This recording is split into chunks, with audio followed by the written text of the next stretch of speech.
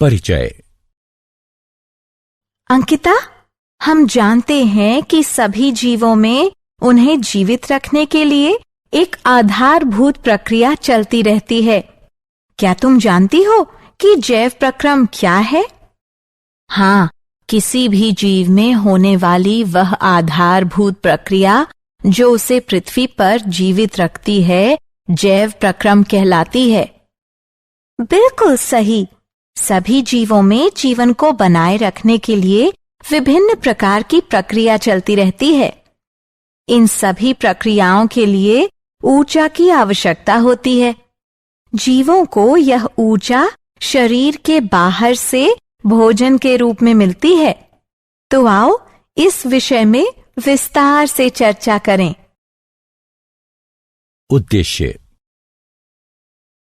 इस पाठ के अंत में आप निम्न करने में सक्षम हो जाएंगे: जैव प्रक्रम का वर्णन करना, जैव प्रक्रमों के प्रकारों को पहचानना, पोषण को समझना, विषमपोषी पोषण को समझना, विषमपोषी पोषण के प्रकारों की पहचान करना, विषमपोषी पोषण के प्रकारों को समझना, पौधों में पोषण को समझना, प्रकाश संश्लेषण की प्रक्रिया को समझना, पौधे जल और कार्बन डाइऑक्साइड कहां से प्राप्त करते हैं इस बात का पता लगाना, प्रकाश संश्लेषण के महत्व को समझना। जैव प्रक्रम के प्रकार। आधारभूत जैव प्रक्रम निम्न प्रकार के होते हैं: गति, श्वसन, संवेदनशीलता, वृद्धि, प्रजनन, उत्सर्जन, पोषण और परिवहन। गति के दौरान जीव एक स्थान से दूसरे स्थान पर जाते हैं अथवा एक ही जगह स्थिर रहते हुए अपने अंगों को गति प्रदान करते हैं। श्वसन वह प्रक्रिया है जिसमें शरीर द्वारा ग्रहण किए गए भोजन से ऊर्जा प्राप्त होती है। संवेदनशीलता अपने आसपास के वातावरण में परिवर्तन को महसूस कर सकने की क्षमता है। बच्चे से वयस्क होने को हम वृद्धि द्वारा परिभाषित कर सकते हैं। जीव प्रजनन द्वारा अपने ही जैसे और जीव उत्पन्न करते हैं। उत्सर्जन वह प्रक्रिया है जिसमें शरीर में बचे मल को बाहर निकाला जाता है। पोषण वह प्रक्रिया है जिसमें भोजन को ग्रहण करने के बाद में उसे छोटे कणों में तोड़ा जाता है ताकि शरीर उसे अवशोषित कर सके। परिवहन वह प्रक्रिया है जिसमें शरीर के एक भाग में बना पदार्थ शरीर के दूसरे भागों तक पहुंचता है। पोषण। जैसा कि हम चर्चा कर चुके हैं, सभी जीवों में जीवन को बनाए रखने के लिए विभिन्न प्रकार की प्रक्रियाएं चलती रहती हैं। इन सभी प्रक्रियाओं के लिए ऊर्जा की आवश्यकता होती है। जीवों को यह ऊर्जा शरीर के बाहर से भोजन के रूप में मिलती है। भोजन ग्रहण करने और उसको प्रयोग में लाने की प्रक्रिया को पोषण कहते हैं। भोजन एक कार्बनिक पदार्थ है। ग्लूकोज सबसे सरल और स्टार्च सबसे जटिल भोजन है। स्टार्च और ग्लूकोज को सम्मिलित रूप में कार्बोहाइड्रेट कहा जाता है। जब हमें तुरंत ऊर्जा की आवश्यकता हो तो हमें भोजन के रूप में कार्बोहाइड्रेट लेना चाहिए। कार्बोहाइड्रेट के अतिरिक्त भोजन में वसा, प्रोटीन, लवण, विटामिन तथा जल भी होना चाहिए, क्योंकि ये सभी जीवों की सामान्य वृद्धि और विकास के लिए अनिवार्य रूप से आवश्यक हैं। पोषण के साधन। किसी जीव द्वारा भोजन को प्राप्त करना उस जीव के पोषण का साधन होता है। तत्वों और ऊर्जा की सामान्य आवश्यकता सभी को होती है, लेकिन सभी में इसकी पूर्ति अलग अलग तरह से होती है। इसीलिए हर जीव के पोषण का ढंग अलग होता है। भोजन प्राप्त करने के ढंग के आधार पर जीवों को मुख्यतः दो समूहों में विभाजित किया गया है: स्वपोषी एवं विषमपोषी।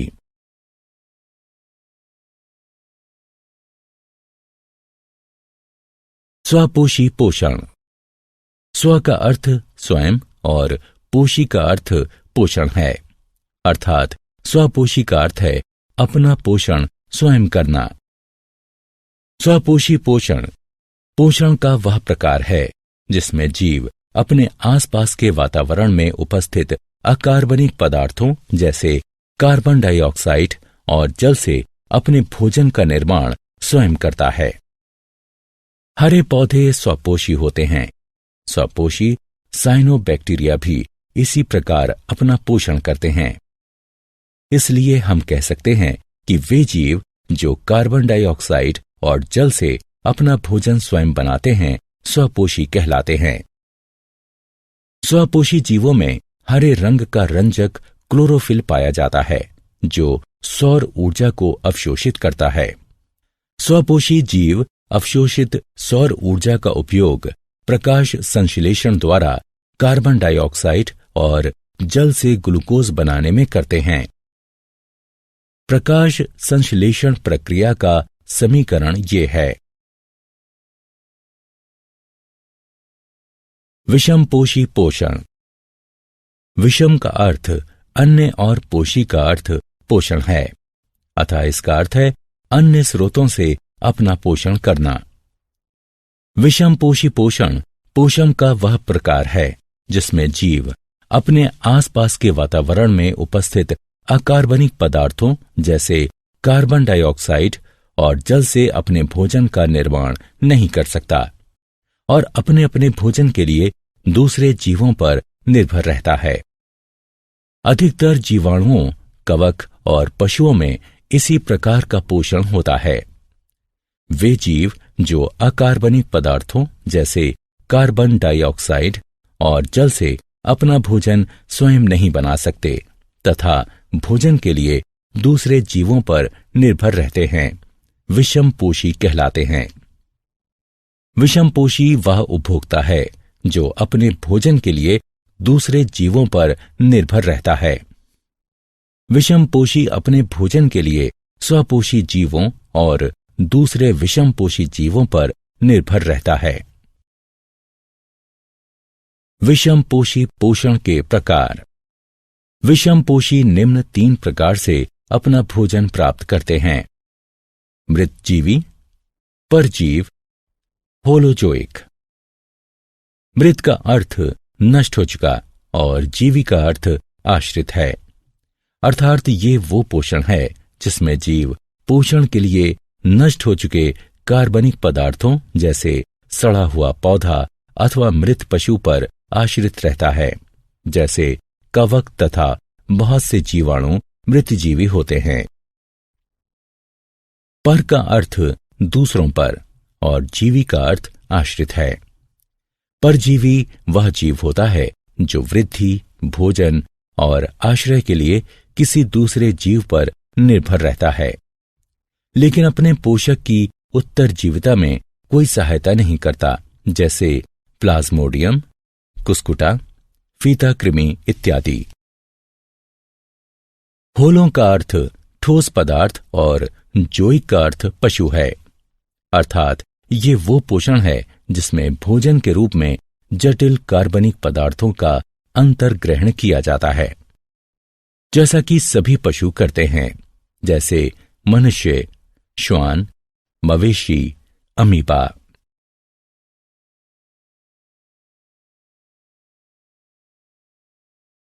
पौधों में पोषण। हम पहले ही चर्चा कर चुके हैं कि हरे पौधे स्वपोषी होते हैं और प्रकाश संश्लेषण द्वारा अपने भोजन का निर्माण करते हैं।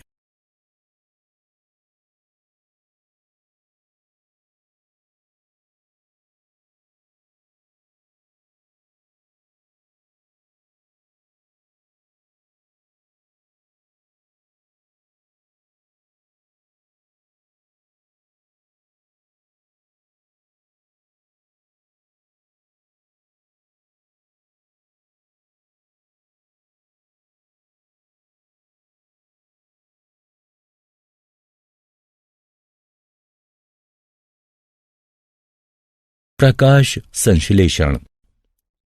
प्रकाश का अर्थ सूर्य का प्रकाश और संश्लेषण का अर्थ निर्माण है।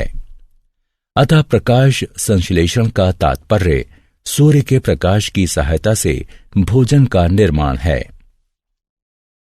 प्रकाश संश्लेषण वह प्रक्रिया है जिसका उपयोग सभी हरे पौधे, नीले हरे शैवाल, साइनोफाइटा और कुछ जीवाणु करते हैं।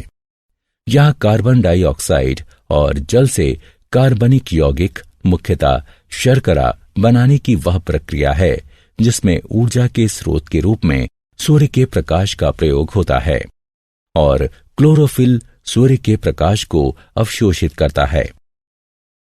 प्रकाश संश्लेषण को संक्षिप्त रूप से इस समीकरण द्वारा दर्शाया जा सकता है। प्रकाश संश्लेषण मुख्यतः 2 चरणों में विभाजित होता है। प्रकाश आश्रित चरण, प्रकाश आश्रित अभिक्रियाएं। इनमें विकिरण ऊर्जा एटीपी के रूप में रासायनिक ऊर्जा में परिवर्तित हो जाती है। अंधकारमय चरण, प्रकाश मुक्त अभिक्रियाएं। प्रकाश आश्रित चरण में बनी एटीपी का उपयोग करते हुए एंजाइम संश्लेषण द्वारा मध्यवर्ती कार्बोहाइड्रेट और अन्य यौगिकों के निर्माण को निरूपित करता है। प्रकाश संश्लेषण की क्रिया निम्न 3 चरणों में घटित होती है। अवशोषण, क्लोरोफिल द्वारा सूर्य के प्रकाश से सौर ऊर्जा का अवशोषण। रूपांतरण, सौर ऊर्जा का रासायनिक ऊर्जा में परिवर्तन। सौर ऊर्जा द्वारा जल का हाइड्रोजन और ऑक्सीजन में टूटना। अपचयन, हाइड्रोजन द्वारा रासायनिक ऊर्जा का उपयोग करते हुए कार्बन डाइऑक्साइड का अपचयन करके ग्लूकोज जैसे कार्बोहाइड्रेट का निर्माण।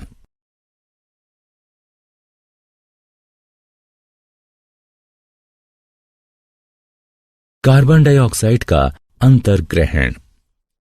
कार्बन डाइऑक्साइड वायु स्टार्चन में ही उपस्थित है। हरे पौधे पत्तियों की सतह पर उपस्थित सूक्ष्म छिद्रों की सहायता से वायु से कार्बन डाइऑक्साइड लेते हैं। ये सूक्ष्म छिद्र रंध्र कहलाते हैं। कार्बन डाइऑक्साइड रंध्रों के द्वारा पत्तियों में प्रवेश करती है। प्रत्येक रंध्रीय छिद्र एक जोड़ी द्वार कोशिकाओं से घिरा होता है। ये द्वार कोशिकाएं रंध्रों के खुलने और बंद होने को नियंत्रित करती हैं। द्वार कोशिकाओं में जब जल प्रवेश करता है तो वो फूलकर वक्र हो जाती हैं, जिस कारण रंध्र खुल जाते हैं। दूसरी ओर जल जब द्वार कोशिकाओं से बाहर निकलता है तो वो सिकुड़कर सीधी हो जाती हैं और रंध्र बंद हो जाते हैं। जैसे ही रंध्र खुलते हैं, वायुमंडलीय कार्बन डाइऑक्साइड उनमें प्रवेश करने लगती है।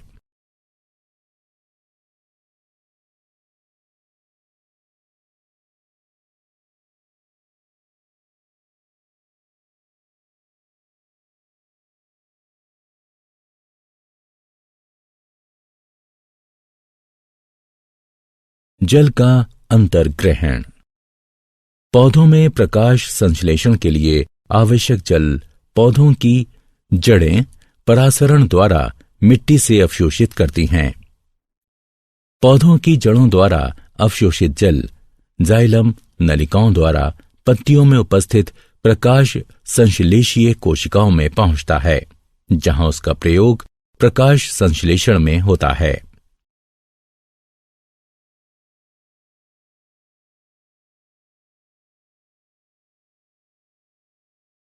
प्रकाश संश्लेषण का महत्व। प्रकाश संश्लेषण कई कारणों से महत्वपूर्ण है, जिनमें से कुछ प्रमुख कारण निम्न हैं। हरे पौधे प्रकाश संश्लेषण की सहायता से कच्चे माल के रूप में मात्र कार्बन डाइऑक्साइड और जल का उपयोग करके भोजन का निर्माण करते हैं, इसलिए ये पृथ्वी पर जीवन बनाए रखते हैं। प्रकाश संश्लेषण की प्रक्रिया में ऑक्सीजन का उत्सर्जन होता है, जो पशुओं और मनुष्यों के लिए आवश्यक है। जीवाणुओं को भी श्वसन के लिए इसकी आवश्यकता पड़ती है। ईंधन के जलने में ऑक्सीजन की आवश्यकता पड़ती है। जीवाश्म ईंधन जैसे कोयला, तेल और प्राकृतिक गैस, ये सभी संरक्षित सौर ऊर्जा हैं जो करोड़ों वर्ष पहले प्रकाश संश्लेषण द्वारा बनाए गए थे।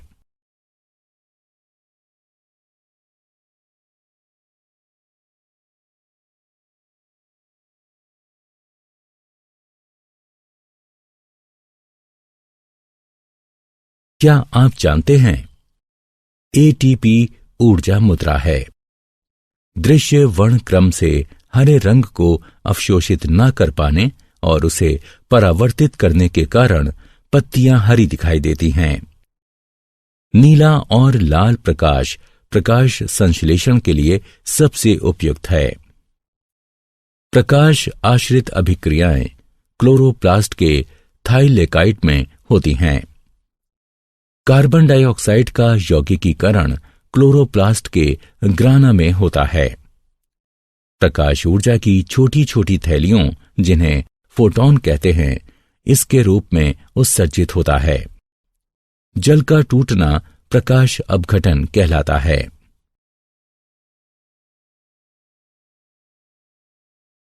सारांश। आइए हमने जो कुछ सीखा है उसे संक्षेप में दोहराएं। जीवित रहने के लिए प्रत्येक जीव को विभिन्न ऊतकों की प्रत्येक कोशिका में ऑक्सीजन, जल तथा भोजन की आवश्यकता पड़ती है।